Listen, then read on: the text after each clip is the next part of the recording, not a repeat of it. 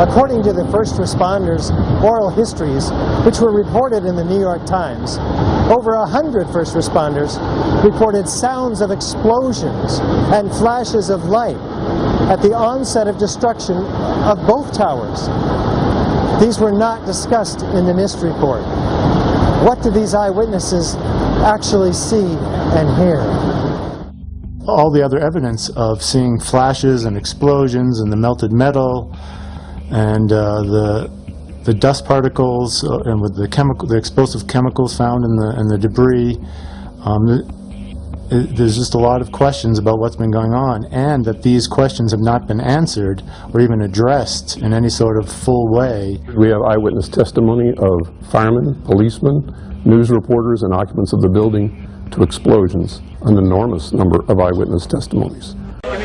There was a heavy-duty explosion inside the lobby. Was that a secondary explosion? Yes, it was. There were numerous secondary explosions taking place in that building. There were continuous explosions. There was a secondary explosion, probably a device either planted before or on the aircraft that did not explode until an hour later. Then there was those secondary explosions and then the subsequent collapses. It sounded like gunfire, you know, bang, bang, bang, bang, bang, and then all of a sudden 3 big explosions. About 50 consecutive bangs, and it fell down like a waterfall. And we heard the noise associated with an implosion. We heard a very loud blast, an explosion. We heard a loud explosion. At that point, we heard a large boom. Do you know if it was an explosion or if it was a building collapse? To me, it sounded like an explosion. There was another major explosion. All of a sudden, you hear explosion, and you could see the building starting to collapse. Huge explosion that we all heard and felt.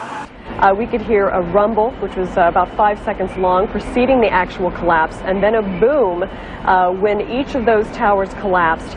Just seconds ago, there was a huge explosion, and it appears right now the Second World Trade Tower has just collapsed. I was about 5 blocks away when I heard explosions. Then you heard from far away, boom, boom. And you heard the boom, boom, boom, boom, boom, boom. It was if they had detonated. Yeah, as if they were planned to take down a building. Boom, boom, boom, boom, boom, boom, boom. And it just started going pop. It just started going boom, boom, boom, boom, boom. And he goes, how fast? I go like firecrackers. One of NIST's other excuses was that there were no blast sounds heard by witnesses or recorded. There's so many videos of witnesses from that day that report explosions. There's radio transmissions from the FDNY. We have the transcripts that were recorded, back in 2001 of all these firefighters and first responders reporting explosions. There's no doubt they were heard. In the oral histories of the emergency personnel taken down in late 2001 and early 2002, there are over 100 individuals who made comments about seeing, hearing, and feeling explosions in those buildings. These oral histories were documented well before NIST started their World Trade Center investigation in September 2002. This testimony should have caused the presumption that there was a good chance explosive residue would be found and justified testing for it, rather than the opposite. Reviewing some of the eyewitness accounts and people hearing what sounded like explosions and things like that. Again, it didn't seem very plausible for any other type of cause for such an event. It doesn't look like a collapse. It's like a huge mushrooming, billowing kind of an event. That whole thing looks nothing like a building falling down. It's a building being blown up, and it's being blown up progressively from the top down. That's what the physics shows. NIST acknowledges in their response to a request for correction that they are unable to provide a full explanation of the total collapse. Yet they refuse to consider the possibility that explosives or some other form of demolition device could have been used to cause the collapses of the towers. And the fact that controlled demolition is consistent with all the available technical evidence. And the response to that request for correction is NIST simply saying they're unable to provide a full explanation for the total collapse, even though that was their task given to them by Congress. The core structure of the building had to have been destroyed by other means.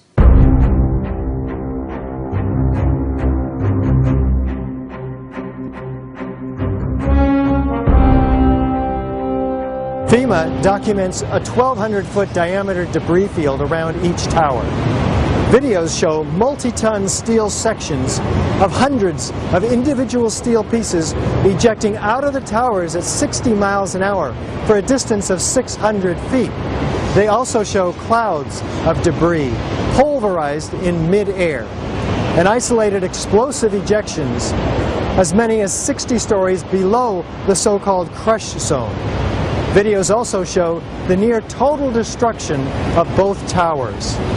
What does all this tell us about the forces and energies involved in the destruction? The spread of debris in a large radius around each tower. What we see is an outward explosion of material beyond the perimeters of each footprint. And this is not expected, and it's not congruent with the reports of our government. Debris that was shooting out for hundreds of feet in all directions, 70 miles an hour, leaving the 80th floor of the North Tower and making a fairly level trajectory, that to me is fairly alarming. Large multi-ton beams were hurled hundreds of yards laterally.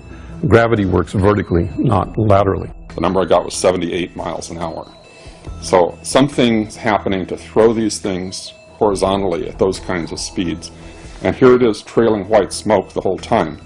It really is indicative of some kind of explosion. The individual explosions that I noticed 20 and 30 and 40 stories below the collapsing structure, those are what we demolitions guys call squibs. And that's another characteristic that seems to be evident. Well, in the case of the South Tower, you can see these jets of black smoke being ejected from many locations on many different floors above the level of the impact. There's a whole bunch of these squibs or puffs that are coming out the side of the building. And naysayers tend to say, well, that's just air being blown out the windows because you have like an accordion effect. It's being compressed. Well, it's going on at a lot of different levels at the same time is one thing. And if you're compressing it out here, if you're blowing out the windows down here, how are you getting the air pressure? I mean, it doesn't really work to say it's just air pressure. I estimated these are coming out faster than 100 miles an hour. The impact of the floors pancaking upon themselves would create gushes of air out the side, but not the kind of explosive force that we saw that would throw I-beams across the street into the windows of other buildings. The ejection of the materials out of the building, the manner in which it fell, the speed at which it fell, exhibited all the signs of demolitions and the completeness of the destruction down to their individual elements. When the South Tower was destroyed, at first it looked like it was going to land in the street or take a building out next to it, and then all of a sudden it disappears in this huge cloud of smoke, which didn't seem to make sense at the time. How can those steel columns, the massive steel columns that they are, supporting that weight of that building, virtually disappear? Why aren't they poking up straight out of that rubble at the bottom of the building? As an architect, I would expect to see larger portions of the building floors, the decking, the steel decking, the concrete topping, much larger remnants of what the structural components of this building was. There were just small fragments of strewn steel components. There should have been much larger pieces for examination on the ground. After all, there was 110 floors in each building, and each floor plate was over an acre in size. The fact that it was all reduced to rubble and powder just did not make sense at all. We have no explanation of how the concrete was pulverized. It takes an enormous amount of energy, way beyond what we have in aviation fuel. There were two substations on the 108th floor, the 75th floor, and the 41st floor, and the 7th floor. At those 8 locations, there were 4 transformers in each substation that weighed over 30,000 pounds.